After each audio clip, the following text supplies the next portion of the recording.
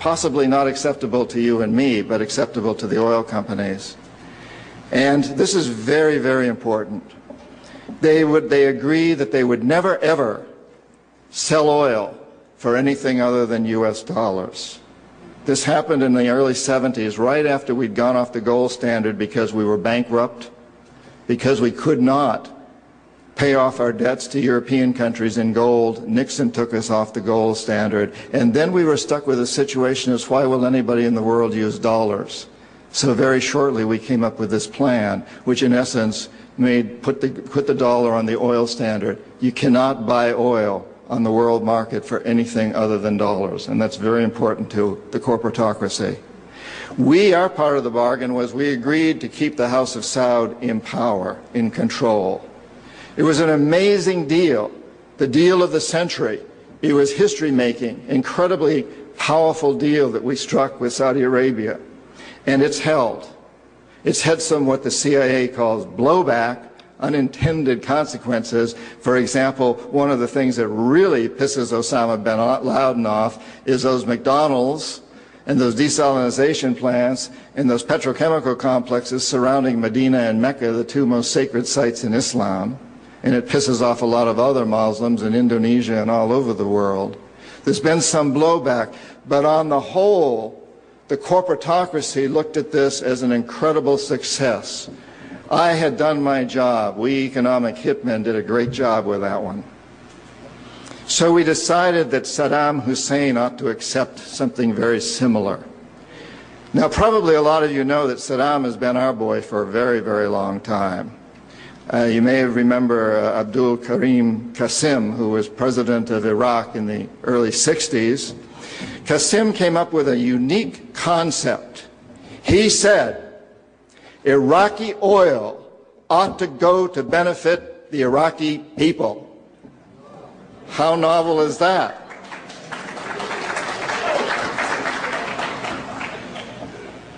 But we didn't like that very much.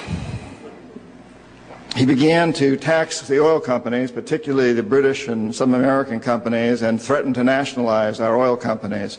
And so we decided that Qasim had to go. The CIA sent an assassination team. It was headed by a man who was still going through high school, an Iraqi citizen who was still going through high school. They riddled Qasim's car with bullets on the streets of Baghdad and missed him.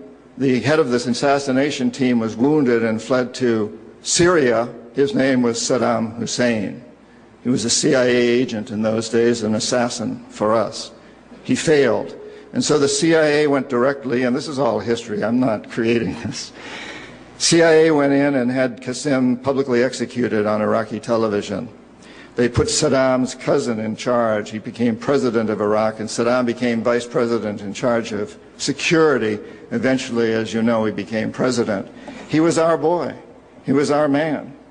And so, and we sold him a lot of, and gave him a lot of tanks. We built him, Bechtel built him big chemical, I ought to know, my father-in-law was chief architect at Bechtel, built Saddam big chemical plants that were used, and we knew that they were used to make mustard gas and other chemical weapons that were being employed against the Kurds and later the Iranians. We knew this, but we sold him these things.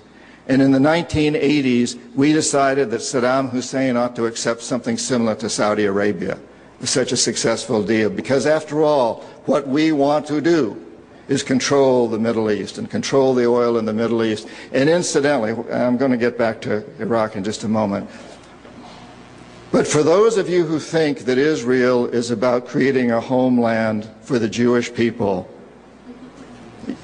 you're as deceived as most of them are. It's partly about that, perhaps, but what it's really about is creating a surrogate fortress in the middle of the Middle East. The Israelis are being used as pawns. They're being used like old armies used to use sheep that ran before the armies. They're our surrogates. And their leadership knows that. Most Israelis probably don't. They think they're creating a homeland. But it's a very, very sad situation of what's going on there. And of course, the Lebanese and the Palestinians are caught in the middle of this. And Iraq is part of that too. We have to remember that Middle Eastern oil is the oil that's used by a great deal of Europe and China and Japan. If we control Middle Eastern oil, we control our biggest potential competitors, Japan, China, Europe. So it's very important that we do that. So in the 80s, we decided that Saddam ought to accept the same sort of deal that the Saudis had accepted. The economic hitmen went in and did their job on him, but he wouldn't buy. He'd been our man, but he wouldn't buy. If he had, he'd still be president of Iraq, and we'd be selling him all the tanks and fighter jets and all the chemical plants he wants. But he wouldn't buy. So he sent in the jackals. They couldn't take him out. His security was very good, and he had many doubles, many lookalikes. Now, in the case of both Roldos and Torrijos, the way we assassinate presidents like that, well, let me ask you a question.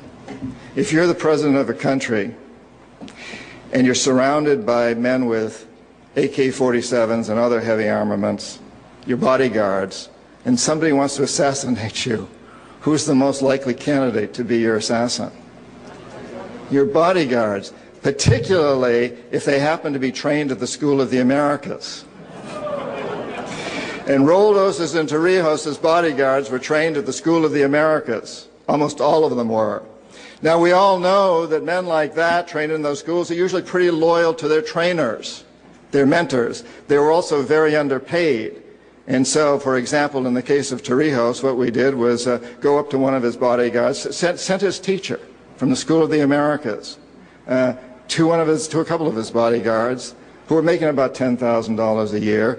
And the mentors went in, the teachers went in and said, look, you know, you'd be doing this country a great service if you get rid of this man, this Torrijos. You've got to get him out of here. And incidentally, here's $100,000. You're only making $10,000 a year, so this is a pretty good deal. We could do that. In the case of Iraq, Saddam had been our man. He had been our assassin. He knew our ways. He knew how to protect himself. He had damn good security and all these look-alike doubles. Now, what's the stupidest thing you can do if you're bodyguard to a president? Shoot his double. And if you never know who you're guarding and somebody offers you a high price to shoot somebody and you don't even know who you're guarding, you're probably not going to do it, because by God, if you shot Saddam's double, you and your family and everybody else you ever ran into on the streets, life wouldn't be worth much, would it? So we couldn't take him out. So in '91 we sent in the military, our military, and some of you people were there. We could have taken Saddam out at that time, and I think you who were there probably know that better than anybody else. But we didn't want to. Saddam was the type of man that corporatocracy likes. The strong man, could keep his people under control. He could keep the Iranians under control on their borders pretty well. He could keep the Kurds under control. We thought that when we took out his military, he would be sufficiently chastised that now he would buy our deal. So the economic hitmen went back to work on him in the 90s. Couldn't bring him around again, though. Again, if they had, he'd still be there. The assassins couldn't take him out again. So once again, the military went in.